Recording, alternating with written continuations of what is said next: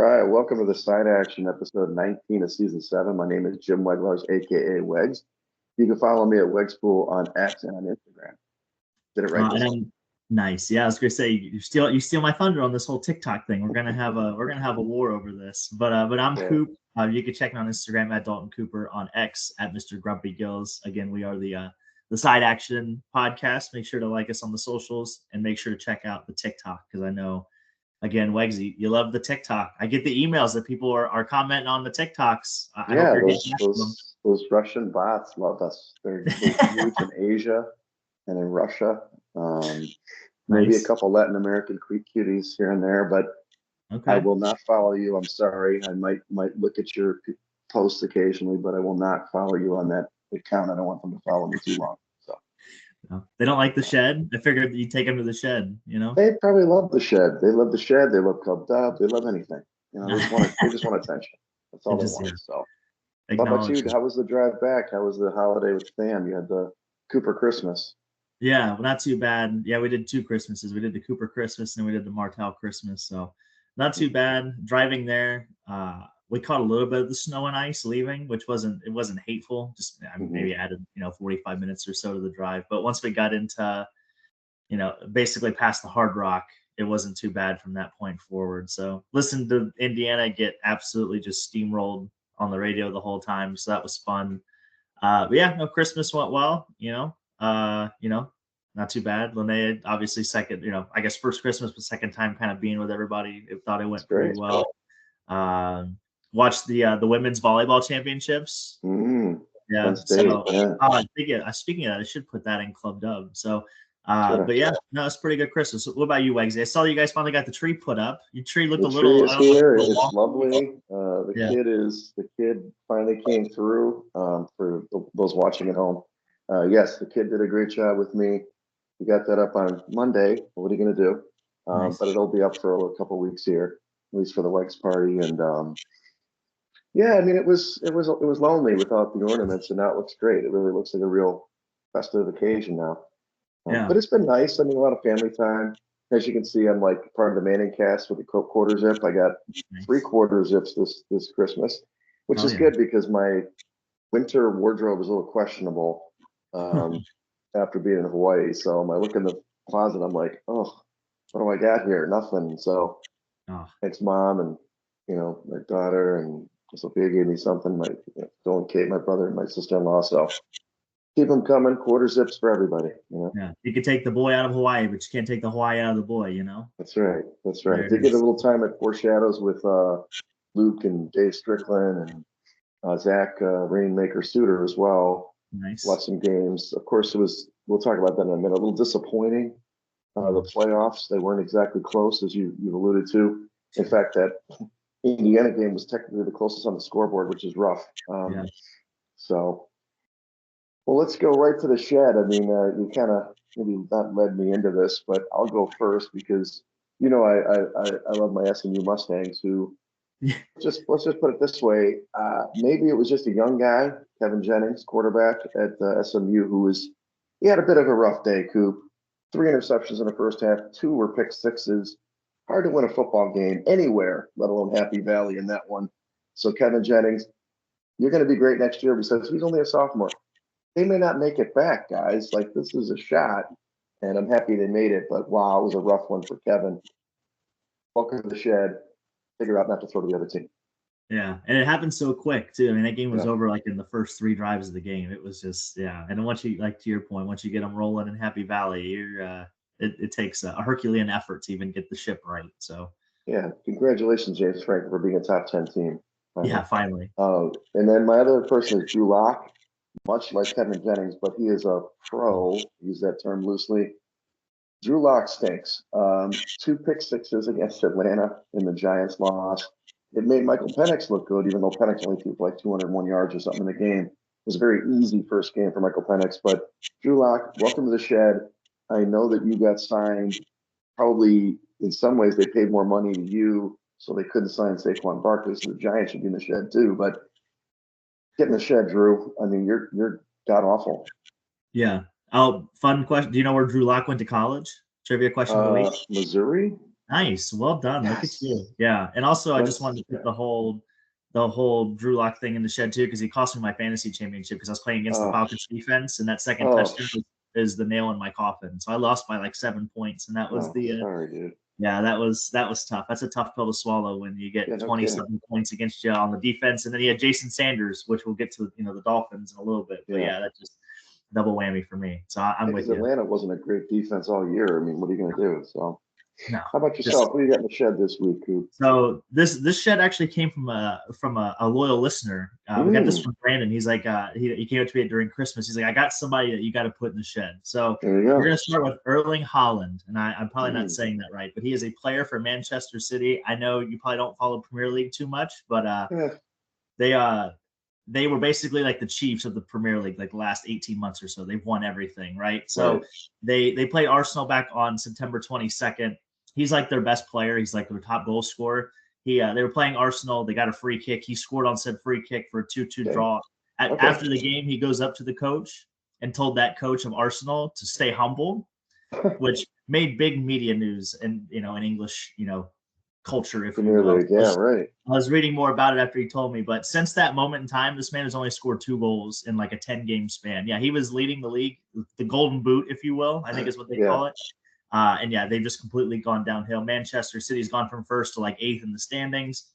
And I think staying humble, he's got to stay humble. Stay It's humble. really funny how irony has all come back. I had no idea this was going on until he kind of told me about it, and I started doing more research, but just fascinating. It's really fascinating. Yeah, So as a squad, they've been terrible. I mean, they just can't win. And no. Erling Haaland, where's he from? The Norse country? I'm imagining he's Dutch. If I had Yeah, to okay. guess. So Couple he's A's got like there. the blonde, slick back hair. He kind of looks like the young Igor from Rocky. Maybe not as buff, if you will. So, but yeah, he's in the shed. He's had only, like I said, only 2 goals in that time span. And then I'm putting the Buccaneers in the shed, man. You go to Jerry's World. Yeah, their defense laid a complete egg. Cooper Rush. I'm telling you right now, that team does not look any different with Cooper Rush than Dak Prescott. He's played well the last couple of weeks. Yeah. We had that argument last week. I'm telling you right now, Cooper Rush and Dak Prescott are basically the same quarterback. So I'm putting the Bucs in the shed. They had everything made. They had all the dysfunction going on in Atlanta. They were riding high, and then they just completely go to Jerry's World and shit the bed. So I'm putting the Bucs in the shed because I think they might have just cost themselves the playoffs, honestly. So, well, dude, I had them at plus 330 to win the division. I got at the beginning of the season. They're looking great. Yep. And obviously, the big thing about the Bucs in this game, you're kind of highlighting, it's not just losing in Jerry's World, which they had won all year, but it's mostly they got big boyed on 2 plays. It was a touchdown pass that, Baker's doing his job, gets it right in the guy's hands, and the guy gets the ball ripped away from him in the end zone for a touch. And then the last drive of the game, sure, it was an interesting play. Baker made that flip to Rashad White. He's running, and the guy just ripped it from him for the game-winning fumble. I mean, are you trying to fight for the playoffs? The Cowboys had nothing to play for, so they play hard. Yeah. Is Mike McCarthy going to keep his job? Are they gonna screw around and keep Mike McCarthy? Do you believe that? Did you hear what Jerry said after the game? He said something along the lines of, McCarthy, they don't even know that they're fighting for the Super Bowl, even though they have nothing to play for. I love that with Mike McCarthy. I'm like, are they going to keep this dude? They might, dude. They might call it a lost season for injuries and bring him back, which is, bet against the Cowboys again next year. Yeah, I mean, Deron Bland being back has definitely made a difference on their defense. He's definitely and Michael Parsons, right? He's not bad. Yeah. So. No, I don't disagree with the Cooper Rush. We'll see how he plays without CeeDee Lamb in the lineup this week as he's getting shut down. Yeah. But I hear you. He's played better. He looks better than Drew Lock, that's for sure. Well, the bar's not set very high. Club Dub. Yeah, who do you got in Club Dub here? I see one of them I like right away. Yeah, so I'm putting Cameron Dicker in Club Dub. So I think we all learned a new rule last Thursday night when the Broncos and Chargers played. But made the first free kick in NFL history since 1975. Ironically enough, it was the Chargers who did the same feat in the 70s. But I think it was 57-yarder, I believe. I think it was the longest free kick in NFL history. So shout out to Cameron Dicker, right on cue. And then shout out to, like I said, we all learned a new rule. So that was pretty cool. I don't know if it was the difference in the game. It obviously helped keep momentum, them going into halftime, getting it flipped it. Yeah, it flipped it for sure. but yeah, no, like I said, I just thought that was a cool little moment there. And then I had Devon Achane for the Dolphins, Not 190 bad. all-purpose yards. He had a touchdown. He had the game sealing like 40-yard touchdown or 50-yard touchdown run there at the end, which was really funny because so that could swing some fantasy matchups because he could have You gone think? down and they ran the clock out, but he decided to score from the 50-yard line instead. So You shout think out it might have to affected the total on the game? It went over. Why don't you just lay down like everybody else? But no, So shout out to Devon. The Dolphins, Linnea likes to remind me they're in the hunt. They're always in the hunt. Every time that screen comes up and we're watching Yeah. the game, you can see the Dolphins. She goes, "Hey, They have like an yeah. 11% chance or something. It's right there. The little lights bleeping right there. They got a shot. It's like the Bengals. Yeah. The season's lost. I've been Dolph out for weeks, and I know. I think it's so sad now they want to start playing, and I don't know. But yeah, Devon Achane, good game, career game for him. So shout out. Yeah, he was good. He was good. Well, I'm gonna go with we've already spoken about this. I should have got the ticket months ago. It's too late now. Jaden Daniels, we already knew he was going to be offensive rookie of the year. There was a couple of moments when Bo Nix kind of gave a little flash, but Daniels has had, wire to wire the best season. The 5 passing TDs against the Philadelphia defense, including 3 in the last quarter and a half, was incredible. 75 yards rushing in this game to win 36-33. That was a super exciting finish to that game. And I mean, he's been a stud. And I mean, obviously, we can go back to the debate of Williams over Jaden Daniels, but this is one of the things it incenses me to no end that the Bears have picked wrongly like every time when they have these scenarios. But I'm happy for Jaden. He's a stud. I'm happy for Washington. And come back to Club Dub, dude. You're the man. You're the man. You're gonna win the Rookie of the Year, and we'll also get some free bottle service for a while. Yeah. No, I think in hindsight, I don't think it would matter what quarterback they took. I still think they'd be a dysfunctional mess just because, they're just organization. They're just a dysfunctional mess. So, yeah. If hindsight, they probably should have traded that pick and just gotten more players, is what it looks like. But we'll see. We'll see what happens. Yeah. And then I would go with the running back Jeremiah Love for Notre Dame. He only had 98 yards rushing in this game, but the biggest carry of the game was, and we didn't talk about it too much, I guess, before last week. Indiana momentum situation.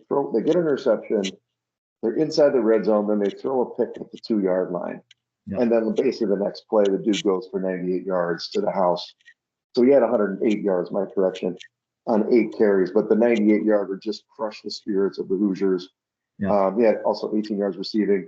And every time I saw this guy touch the ball, he's just big boying people. He's just stiff-arming guys to the ground, running over him, looking like a guy on Sunday. So Jeremiah Love, welcome to Club Dub. Have yourself a day.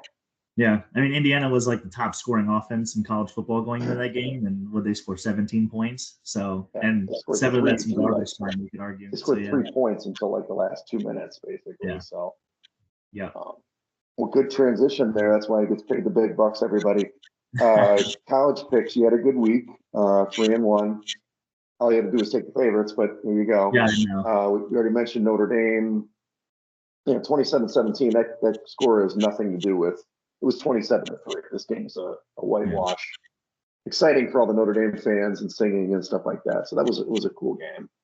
I watched that at Grandma's. Which was kind of fun. He's a big gamer. Oh, he was he was in the blue and the gold.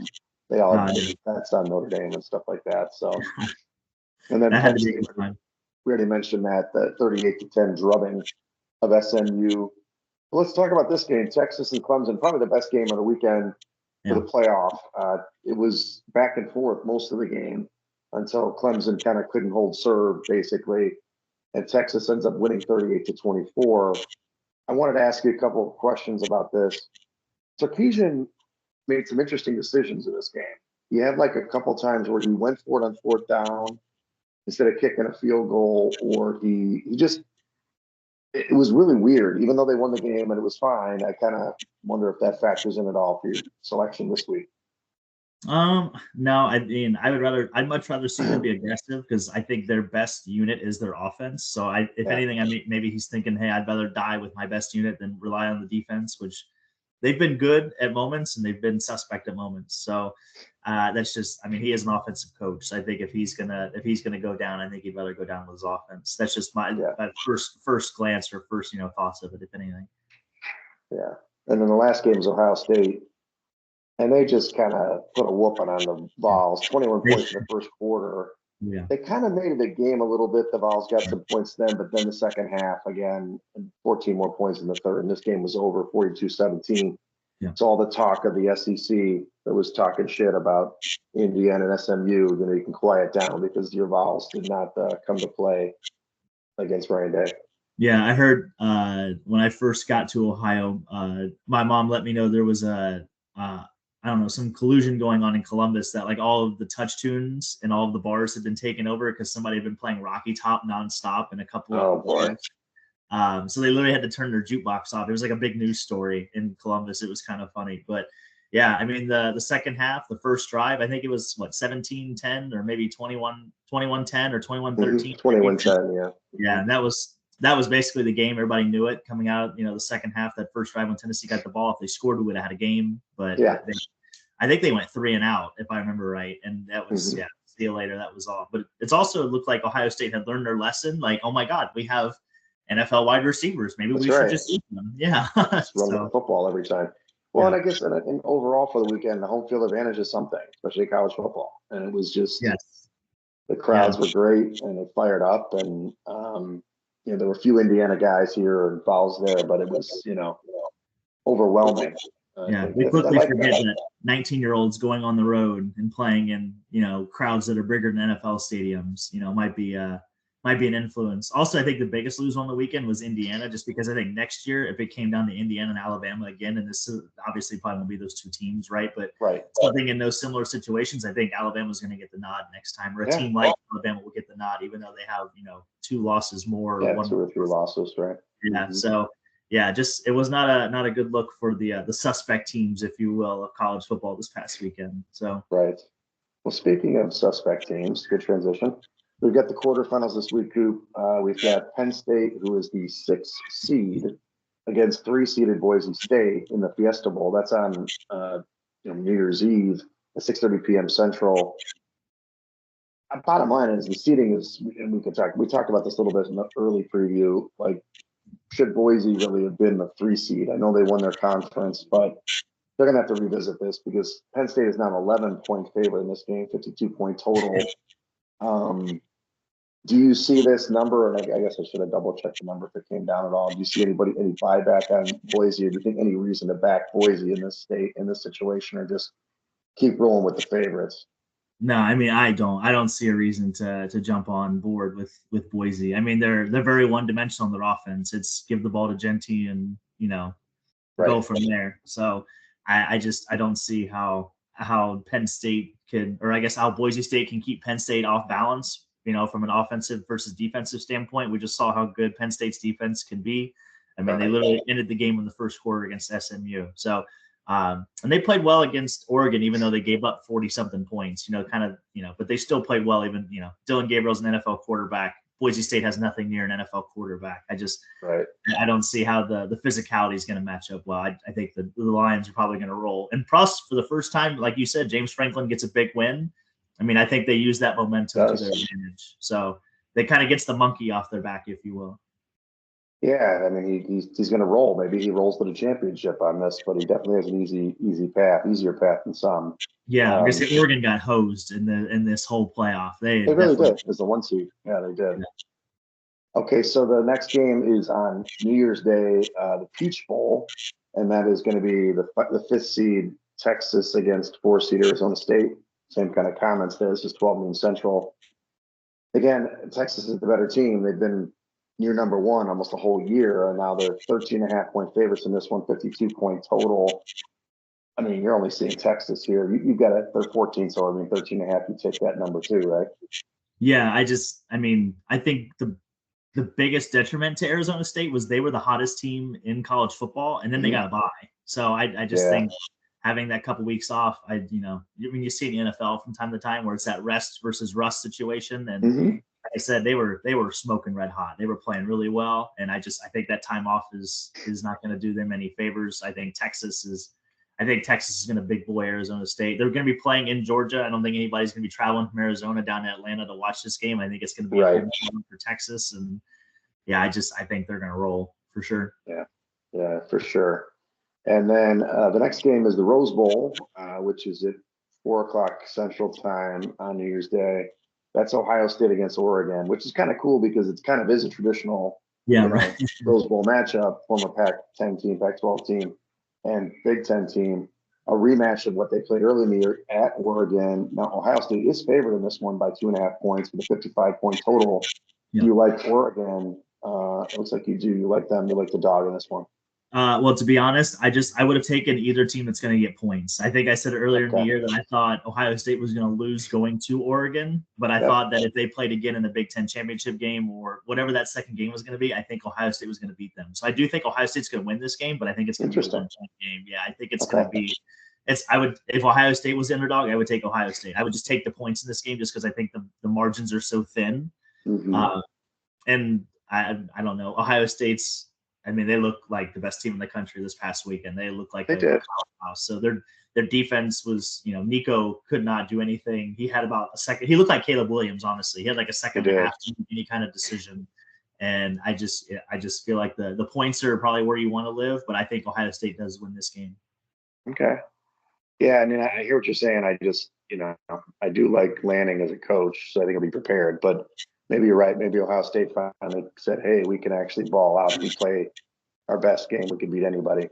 Yeah, and I guess Oregon last, looks suspect in the Big Ten championship game against Drew Aller. So they may have a trouble with that Ohio State pass game. right. The last game is the Sugar Bowl. That's at 7:45 p.m. Central on New Year's Day.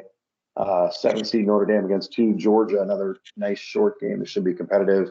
Georgia's a 2-point favorite in this one. It's a very low total of 44, which is, of all the games, this is the one that could be a low scoring game. Looks like you like Georgia in this one.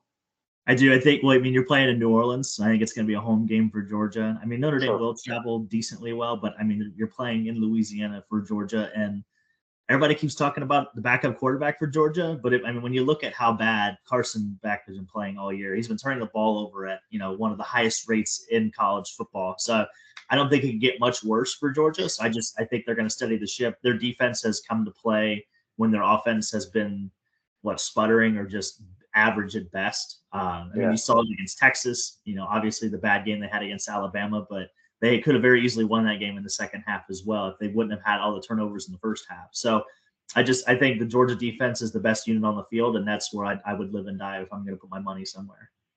There you go. Fair to say.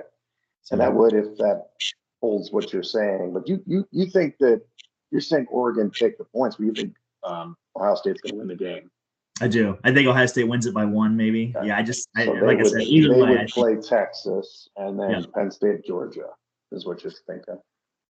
Okay, good.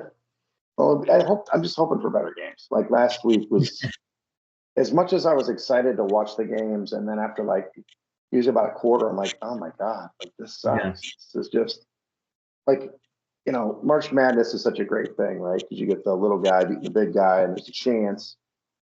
There was no shot, and this is kind of why people didn't want the 12 team in the playoff in the first place. So I'm hoping this week shows that 8 teams, and it's okay to have a bigger one. I don't care, but 8 teams is maybe the right number, and I just want to see better games. Yeah, no, I definitely agree. It was if anything, I think the reseeding would help a lot too, because I think Boise State and Arizona State probably should have been playing, and it would have been, maybe a Boise State SMU kind of playoff would have been a little more, maybe moving it maybe not as moving the needle as much, but I think you would have gotten a better game for sure. Makes sense. All right, let's get into the NFL. Coop, we had week 16 was kind of what it's been for a few weeks now. Save a week or two. The favorites are just crushing it. I'm kind of getting sick of it, actually. It's like, I know. They're 12-4 this week. Unders were 9-7. This is like 55% on the year for favorites. So it's just, as a contrarian guy, it's just one of those years. I don't know why that is, but it also means Survivor's super easy once you get past those first 4 weeks. People are just cruising by. Some people were knocked off yesterday, last couple of days, because they had to pick people, but there's still an abnormal number of teams around. So let's start off Denver. I did like them in this game, as apparently did everybody. Like 90% of so the books made money there. You like the Chargers? Thank you. I did pick the Chargers. Yeah.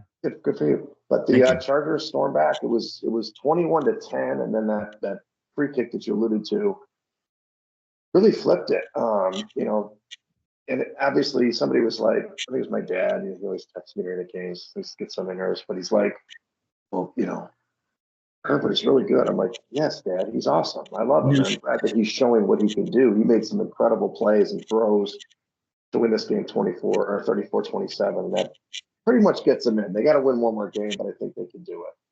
Yeah, I'm telling you right now, Wegsy, if this team gets number one wide receiver, like a T. Higgins or just any kind of number one wide receiver, this team's going to be really good. This team's going to be very dangerous. You do not want to play them. No, I agree. And they're a good team, and I think they need a little better defense. But yeah, I mean, they're in year one. This is exactly where they should be, right? Yeah. Under Harbaugh. They don't beat themselves, and that's half the battle. They don't. Houston had really expected them to play better in this game. They actually did play pretty good, but the Chiefs, Mahomes, as somebody said, they're inevitable. Some famous co-host said that once. Mahomes, I don't know what he does. It's the second time when he's hurt his ankle in a game. The next week he's just fine. I'm like, what is with this guy? Like cryo treatment? I mean, what is he doing? His ankle was fine. He was running around. He was fine. Yeah, it's just that December limp that he gets, Yeah, but the big play here was Tank Dell got an amazing catch, and then he gets laid out by his teammate and blows up his knee. Stroud was distraught, crying on the sideline, and after they actually made a stop on Kansas City the next drive, and I thought that was going to be the turn the tide, and then they just couldn't do it, and they ended up losing the game 27-19. So I'm not feeling great for Houston going forward, but the Chiefs, they're now the favorite on the board for the Super Bowl again. Yeah, I don't know how you don't pick them at this point, just because everybody didn't want to pick them last year, and they still doubted. They went three road games and won them all, and then won the Super Bowl. And I don't know how you don't pick them again this year. But I thought the big thing too is they scored that touchdown and they missed the extra point to not tie the game. I know. Just a mess. So yeah, I think Houston's really spiraling right now. I think we should put it in the calendar. Maybe take them the first week of the playoffs and bet against them. I think it's one of those teams, just like the winner of the NFC South. I think you can throw them in the same bin. Right. To your point, I was going to make the point that Xavier Worthy is starting to come really alive. He was so good in that game. Yeah. And him being back with Hollywood Brown is kind of like a lot of speed now that they have that they didn't have for most of the season. Yeah. Arizona, I don't know what to say. They had their shots. They were in a dogfight with Carolina. Carolina's been playing really good besides the week before. They finally get the outright win, 36-30 in overtime. I thought Kyler Murray, he made a couple big turnovers that really cost them. And obviously, they may not have made the playoffs anyway, but eliminated them from playoff contention. And that was a bad follow on that game. Yeah, no, he's been like the last 4 or 5 weeks this season. He's been very subpar at bat. Average is like the tippy top of what he's been. So, they thought getting Marvin Harrison Jr. would make the difference this year for their offense. James Conner's still really good. He's been great. Yeah. But outside of that, I don't know if they need a personnel shakeup or what. So, Conner did get hurt in this game. He got hurt in the third quarter, and he had like 115 yards in the first 3 quarters of this game and didn't play in the fourth. So it did make a difference down the stretch, I guess. Yeah. The Bengals, they took care of business, looked great. DTR, sorry, you're not an NFL quarterback. The Bengals 24-6 in this one. They're still alive. They actually have less chance than Miami, but they still are alive. If they just would have won one other game during the goddamn season, they would have split with Pittsburgh and Baltimore like they should have. They should have split with those two teams. Like, you got to think of the 2 thrillers they played against Baltimore, and then just I guess they still could split against Pittsburgh, but yeah. Well, they should have beat the Chiefs, but anyway. In Washington. They have their chances, right? And so, but they still are playing. They're probably going to win again this week, and we'll see what happens. Speaking of teams that still have a chance, the Colts as well have a chance. They went out to a big lead. Their offense looked great this week, but they ended up letting the Titans back. They did win the game outright 38-10. They still have a chance, actually technically a better chance than Miami and Cincinnati. I think they have 21% chance of making the playoffs, but they're still playing for something. So we'll see how that game goes. It's a good call on your Jonathan Taylor take, by the way. He had a monster day. We could have put him in club dub. He made up for dropping the ball, and I told you, dude. He murdered people in fantasy. RIP if you went up against him in fantasy this week. He was a juggernaut last week, and I knew that he'd come back. I thought the team would, and they did. It kind of worked out for the handicap. It just, should have Yeah. put more money on that one. Detroit, I know you like them. I was on the Bears. We actually went on the Bears in a contest, which was a colossal fail. They just, I mean, I expected the Bears' effort, last night was just a dud of a game.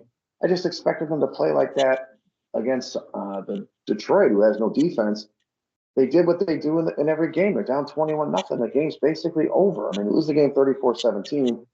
Caleb Williams had 300 yards passing. They had like 400 yards of offense, but they couldn't stop Detroit. They were running trick plays, the fake trip. She had the fake stumble. The big fumble, yeah. But anyway, so yeah, It's a Detroit Ben Johnson covers. audition. That's what it was, an Yeah, audition for Ben Johnson. it was. Well, he's very good. You heard about Pete Carroll though, eh? Pete Carroll wants to come to Chicago. I like Pete Carroll. He's 73, bro. What are we doing here? I like Yeah. him. He's great. I would have liked him before. Like, he's too old, man. I'm sorry to say this. We need a younger guy. Got some. I mean, Pete has great energy. I want to be him when I'm 73. I'm 51 today. We forgot to wish me a happy birthday. Oh yeah, happy birthday to you and to Brock Purdy. Yeah, that's right. That's right. Brock and I are going to go out later. I'll show him around. He can give me a Toyota if he wants to. I don't know why he gave his offensive lineman Toyota this year. He got hit a lot more than last year. Well, it makes like $900,000 a year, Anyway, so then Philly, this was not a good spot. We talked about Jaden Daniels, and kind of surprising. Now, we didn't mention, so Jalen Hurts goes out with a concussion this game. They were up 14-0, gets knocked out. Yeah. He's got Kenny Pickett, obviously not as good as Hurts. But what happened to the goddamn defense, man? Like 4 of the last 5 drives, they scored touchdowns. He was just insane. 3 out of the last 4. What's really crazy is they won the turnover battle 5-1 in this game, and they still found a way to lose. That's what's insane. That was the one thing that blew me away. Like they caused 5 turnovers and still gave up 36 points. That's unheard of, right? I mean, come on, what are we talking about here? Well, and now they're in a position where they basically, I don't really think they can surpass Detroit if Detroit wins on Monday night. Yeah, they're going to be the 2 seed, and it's a lot different going to Detroit than having them come to Philly. So it really kind of, we knew that Sirianni was kind of not a fictitious coach. I just don't think he's a great coach, but this was a letdown. I don't know why they let down against this team.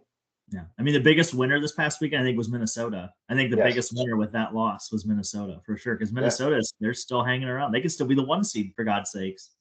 I know. It's crazy. San Francisco also laid an egg. I mean, we like them. They actually got all the money by close. They were a 2-point favorite in the game, Coop. So they were like 1-point dog early, then it went to pick, and then all the way down to 2.5 for the San Francisco, and they lose outright 29-17. The Finns played really good. It really is baffling me, too, for San Francisco. Their offense is just not the same this year. No, I think the wear and tear, injuries, obviously, and they were eliminated from playoff contention, I think, right at the beginning of this game. Right. So maybe that could have gone into a little bit, but yeah, they look suspect. I mean, the injuries have definitely taken their tolls on this team, and they've got a lot of wear and tear on those tires too. They've played a lot of games the last 3 or 4 years. True. And then we mentioned Tampa, falling on their face. So wasn't a great week, Coop. Let's turn the page. Week 17, although we've already got 3 games in the books. We talked about the Chiefs are inevitable. They go to the Steelers and just destroy them, 29-10. Yeah. I don't know. It's essentially locks up the 1 seed. So we're going to Kansas City again. They have to play on the road this year. And I don't know, man. I don't know what to say. Like, they were just playing possum or something the whole season. And now all of a sudden they're starting to play, like, their offense looks way better. And maybe again, it's Worthy and Hollywood and people and Pacheco's back too. Yeah, well, somebody forgot to tell Pittsburgh to cover Travis Kelce because it felt like every time he was just wide open, like he'd just run around and turn around and nobody would just be standing by him at all. So the little option route.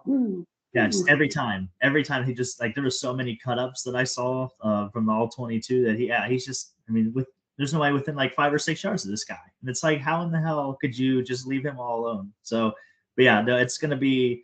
There's only one man that can go to Arrowhead and beat the Chiefs. And I'm telling you right now, if the Bengals make the playoffs, they're the only team I think that can do it. I really do.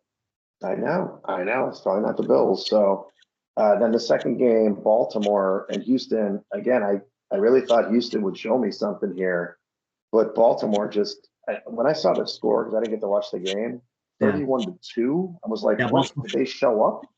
Baltimore So scored all the here's points in this game, technically, if you think about it, because Derrick Henry literally gave them a safety by taking an inside handoff, trying to go around the tackle, and he got tackled in the end zone. And that was it. It was all she wrote.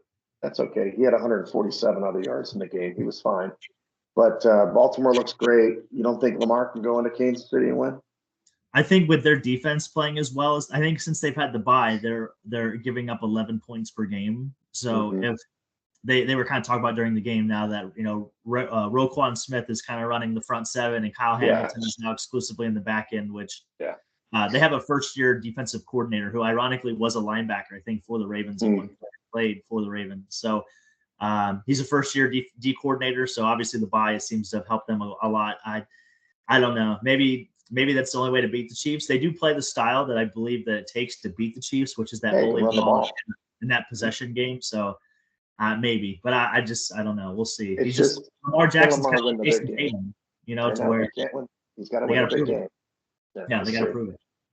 We kind of briefly mentioned the Seattle Bears game, which was awful last night. The Bears covered, though. Congratulations. That's all I got to say. Yeah, right. It was 6-3 as a final.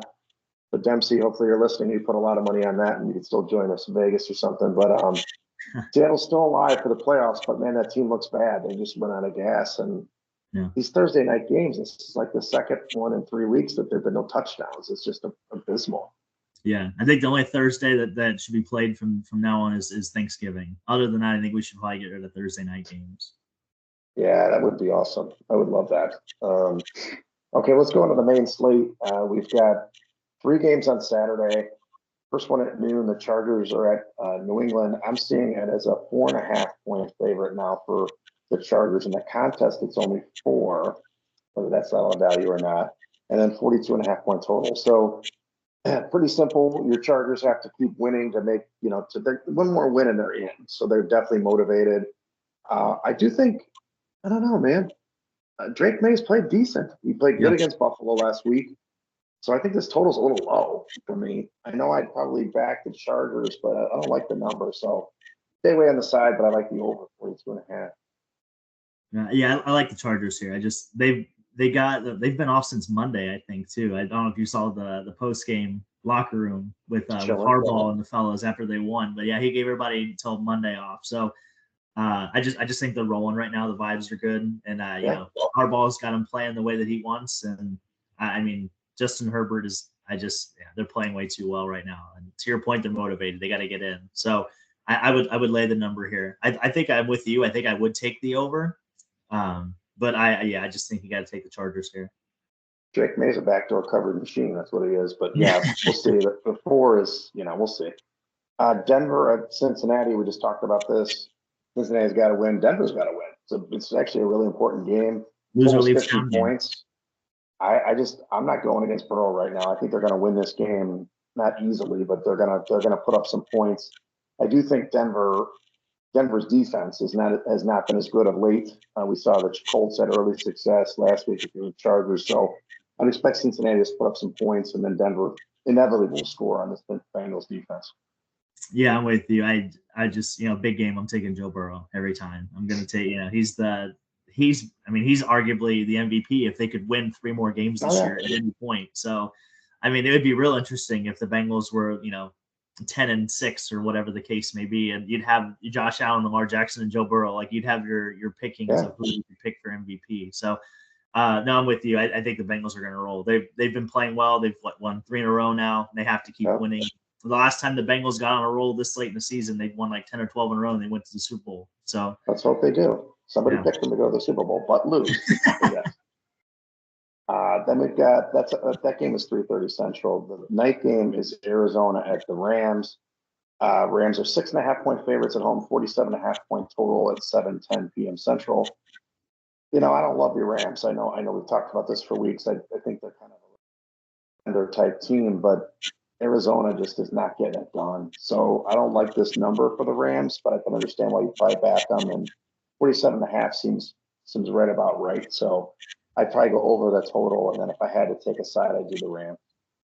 Actually, I would take the Cardinals. I would take the points in this one. I think this interdimension or interdivisional game. Yeah. I think this is probably a 4-point game in the Coop Lytics department. I had it as a 4-point Sure. game. So Sure. even with Kyler Murray playing very suspect, James Conner. We saw what Saquon Barkley did to the Rams, a couple weeks ago on Sunday Night Football. So they do have a little bit of trouble stopping the run sometimes, and obviously James Conner can get going. Kyler Murray, if can keep his legs going. I think it's 6.5 is a little too much, but I do like the over in that game as well. I agree with you 1,000%. I mean, I have the Cardinals as like a 1 or 2 point dog, dude, but I can't back them, man. They've just been letting me down every single week. So I hear what you're saying. The metrics say it that. Let's see, maybe they'll play good and they'll surprise me, because I don't think the Rams, like even last week against the Jets, they covered the number. Yeah. But the Jets kind of blew it. I think they stalled out 4 or 5 times in Rams territory. Should have been a cover in that one for sure. And the Cardinals defense has been really bad lately too. They were quote unquote frisky there in the beginning of the season, like halfway through October and maybe a little bit in November, but they've kind of just completely shit the bed lately. They have. All right, for the Sunday games, the noon slate, you've got the Jets at the Bills. The Bills are down to a 10-point favorite in the market. It's 11 in the contest, and then 46-point total.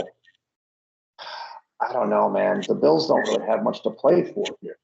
This is the thing. I don't like Aaron Rodgers, but he's played better.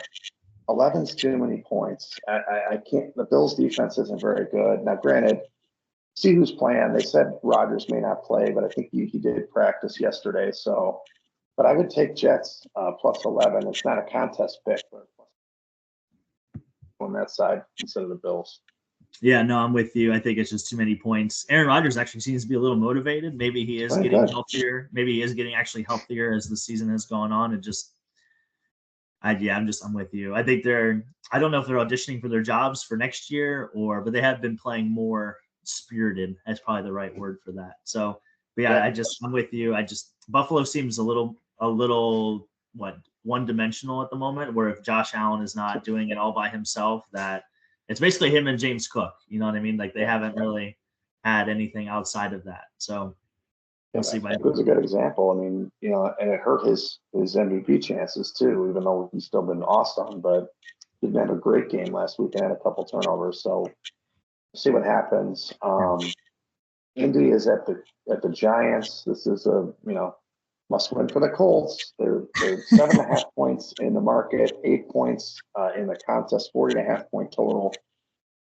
God damn, it's Indy. They got to win the game, but you're gonna lay that many points with Anthony Richardson on the road? I can't do it, man. Yeah, the Giants are really bad at home, though. That's my only. They're bad every game. Well, I'm just, they're even more especially bad at home. That's the only caveat I would say. And plus, the Colts defensive line is really good. Like they've, that's the other caveat that I've kind of drawn up in this game as far as the Coop Lytics side of it. So, if I had to take a team, I guess I would lay the 8 just because the rushing attack. I mean, the Colts running attack has been really good the last 3 weeks. They ran all over Denver, and obviously they ran all over the Titans last week. So that's a good defense. Yeah. I guess I would lay it, but I would love to see the alternate universe of when the Colts actually beat the Broncos, what the season actually looks like right now. I know. So that's what would be really crazy, because the Bengals would be a little bit more into the discussion if that were the case. So I don't know. We'll see. But yeah, this is definitely do we dare call this a snooze fest? It's a snooze fest. I mean, it's like, ho hum, they're going to win 17-10, or they're going to win whatever, 24-10. It's going to be one of those games I don't care about. It should be on the 10th screen in the bar for the Colts fans. What about Tennessee at Jacksonville? That's a nice humdinger of a game. The Jags are a 1 point favorite in the marketplace, but they're a pick in the contest. 39.5 point total. The Jags defense continues to amaze how bad they are. The Tennessee just doesn't play inspired football. Like last week was a good example. They had a chance to knock out a playoff team, and they played good late in the game, but they were getting housed early. So this is a total, I don't give a shit about this game. It's not even it's a don't care game. So I guess it would be Tennessee or pass, because God, how could you have the Jags laying any points? But goddamn, no thanks. Yeah, right after Christmas, you got to go with Rudolph, right? I mean, that seems to be the play here. Mason. So, that's I would go Mason Rudolph over Mac Jones, but Yeah. I mean, do you take the over in this game? I think that's the only thing that you really do. 39.5 Oh, seems like a really low number. Yeah. I mean, because yeah. Tennessee just came off scoring 30. So, And the Jags defense, I mean, although the Raiders didn't score a lot of points against them last week, but yeah, it seems like yeah. a low total for sure. Raiders at Saints, another really important game on the schedule. Yeah. For the draft Since purposes, it is. Yeah. the Raiders are a 1 point favorite at 38-point total in this one. I'm not going to hit you with some knowledge here, but a little bit weird here. I don't think Kamara's going to play. I heard Chris Olave is going to play in this game, dude. I don't know Yeah. why, but why he would risk his 18th concussion on the season. But God, the Raiders stink. These teams are horrible. I don't even understand what's going on. So I guess you have the Raiders win this game, but these one of these games like almost every year you've got almost every game has some ramifications for something. The last two games with Tennessee and Jacksonville and the Raiders and Saints, nobody cares. So I guess you pick the team that has a better motivating coach, and that's the Raiders. Yeah, I guess, but the Raiders really screwed themselves last week by winning. I Honestly, know. they definitely should not have. They should have been tanking the whole time. So Of course they should. I think now that they're full on, just they're willing to screw everything up. So I think in true Raiders fashion, they're going to win this game too. Just they're going to, Of course. if it was a 24 game season, the Raiders would still be alive. That's what their fans tell us. So yeah, no, I'd probably go Raiders here. I mean, Spencer Rattler did not look very good. Even with Chris Olave coming back, I just don't see how they're going to move the football. They can't do anything.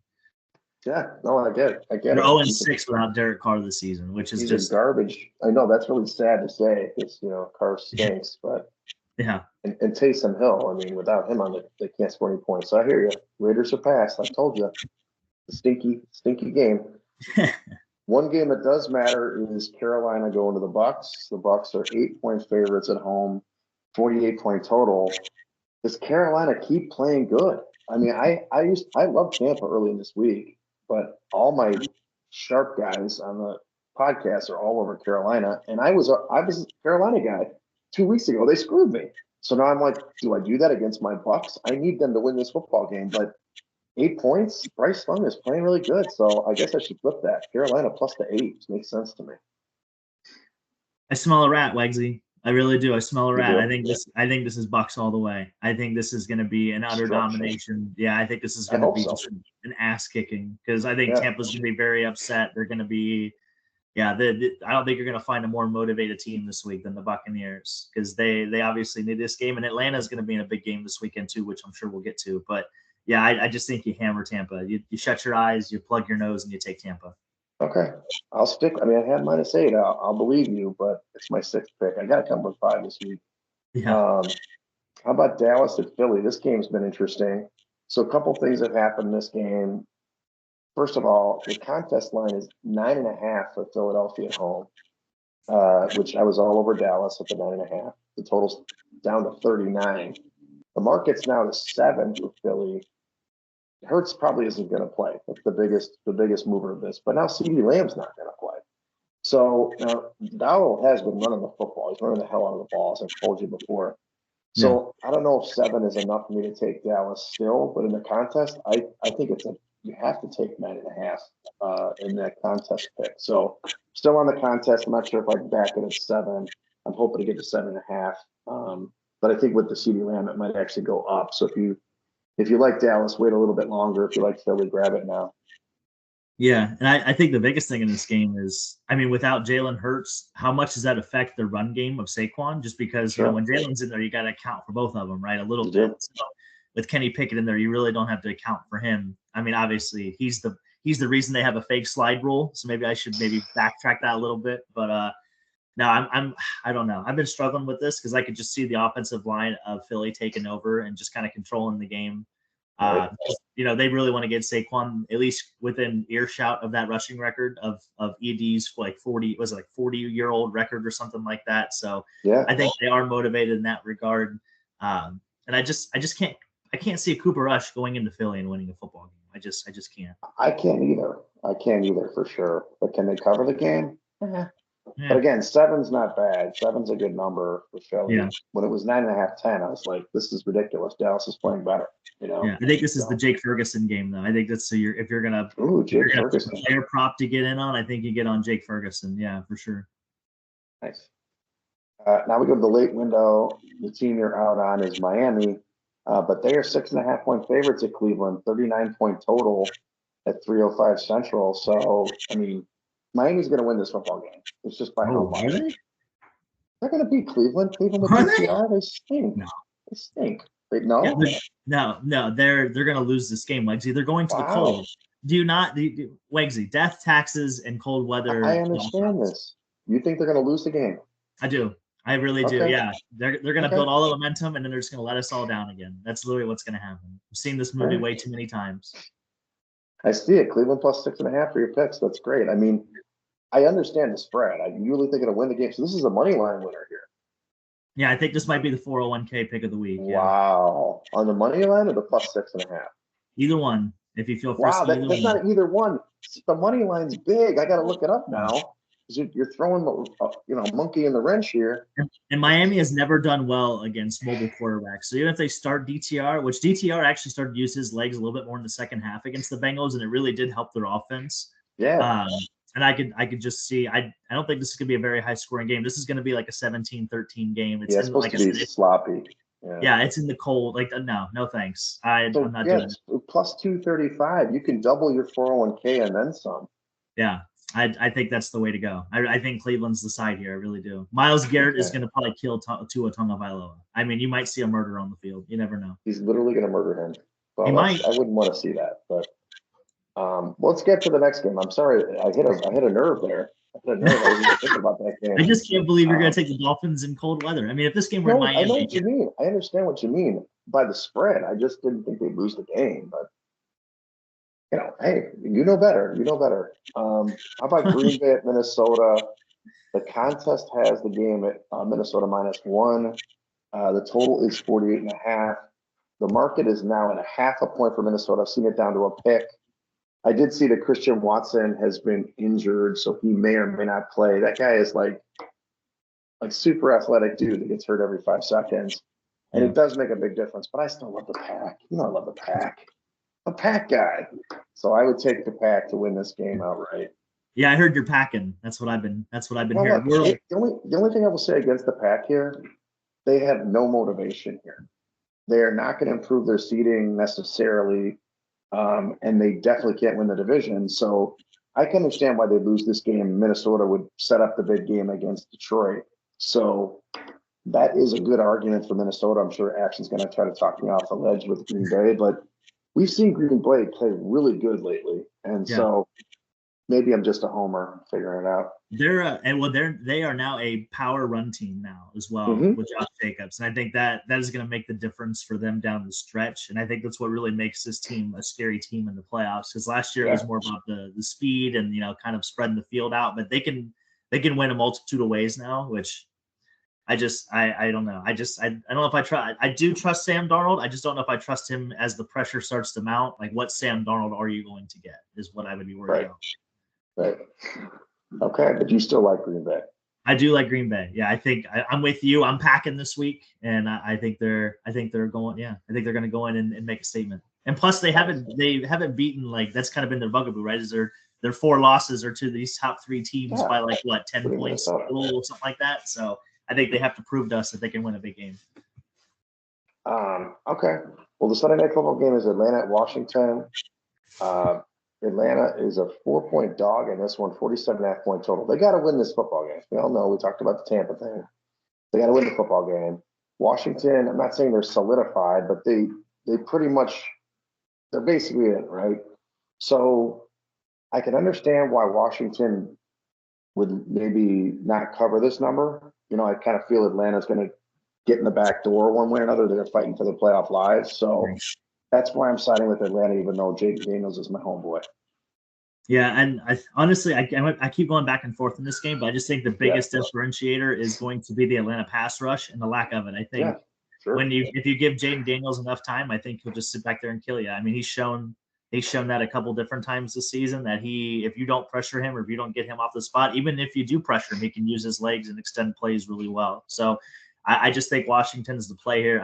I just think Atlanta's going to find a way to piss this away. I really do. That's been their MO for the last few years now, ever since they had that Super Bowl collapse. And I just think you're going to find a way to rear its ugly head again. Well, the big thing too is that, and talking against my pick here, is that Penix, this is his actual first NFL game. The Giants game, you know what I mean? This is a road game, prime outside. time. It's not a good spot for him. There's no question. It's the motivational spot. So what's stronger, the motivational spot or the Penix is playing his outdoor game on Sunday football? So we'll see. I still like them. Love the under in that game, by the way. 47.5, I think, is way too many. Yeah. I think this is more like a 40-point game. Final game Monday night, Detroit at San Francisco. Detroit is now just 3.5 points in the market, but the contest line is 4, 15.5 point total. San Francisco is underwhelmed, across the board here.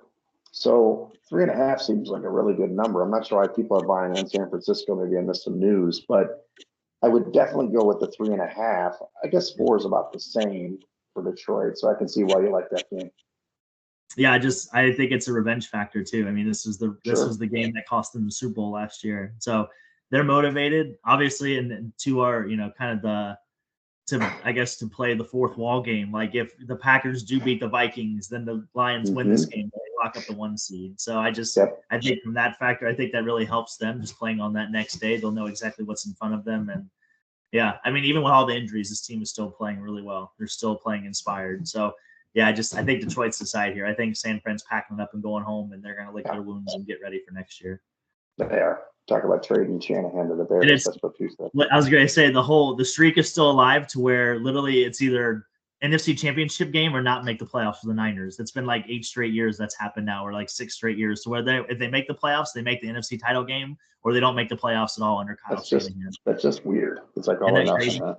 Yeah, that's literally it's just wild. All right, well, let's go into our picks for the week. I do like Green Bay in a contest plus the 1. I already had Seattle, they lost. Cincinnati minus the 3. I do like Dallas plus 9.5, and I will stick with Atlanta plus the 4 and Tampa minus the 8 since you talked me back into it. Nice. Yeah, hopefully you don't let action talk you out of that. That's been like your bugaboo this year is acting. You guys keep talking each other out of good picks, What are you gonna do? But no, I'm with you. I'm packing this week. We're going with the Packers at +1. I'm going to take Cleveland plus 6.5. I'm going to take Detroit minus 4. I'm taking Tennessee with the pick, and then I'm going to take Washington minus the 4 as well. There you go. There you go. Well, hey, we actually had some knockouts this week, Coop. It was tough, not too many, but there's only 34 people left in the contest now. So what happened was there was only 5 knockouts on Sunday, but then you had to pick amongst the 3 games, 2 on Christmas and 1 yesterday. So we did 6 people pick the Bears, probably because they had to. Right. Steelers and Texans. So we had 11 knockouts in the last 2 days. There's 34 left for the final 2 weeks of the season, which is, obviously Saturday, Sunday, and then the following week. So we may actually get this down to a reasonable number, except that it may not. So it doesn't matter to us, but it's kind of an interesting phenomenon when I start looking at what I did preseason, like how do I make these picks and so on.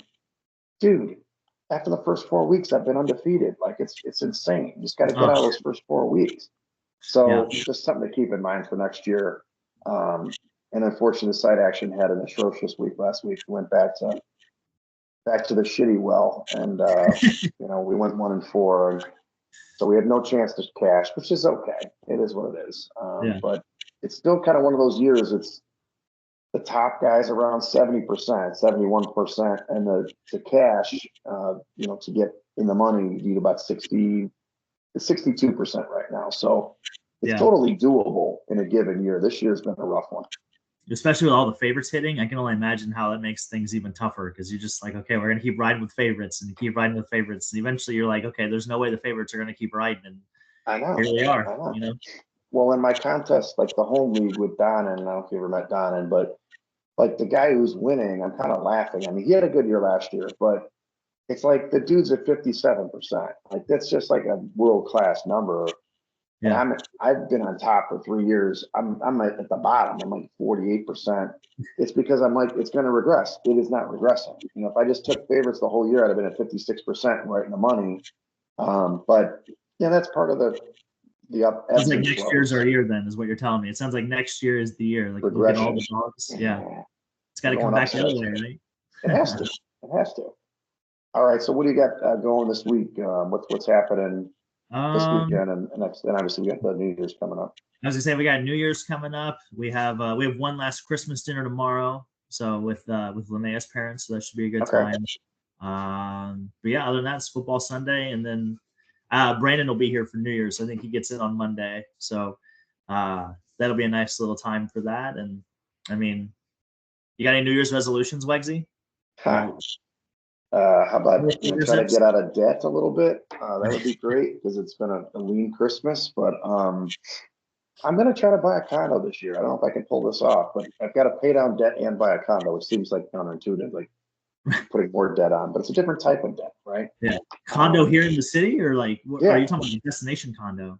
Oh boy, yeah. I'll keep my apartment here and have a destination condo I'm going to go to once a year. I'm going to do a condo in the city, dude. Come on, man. Okay. Just Hell yeah.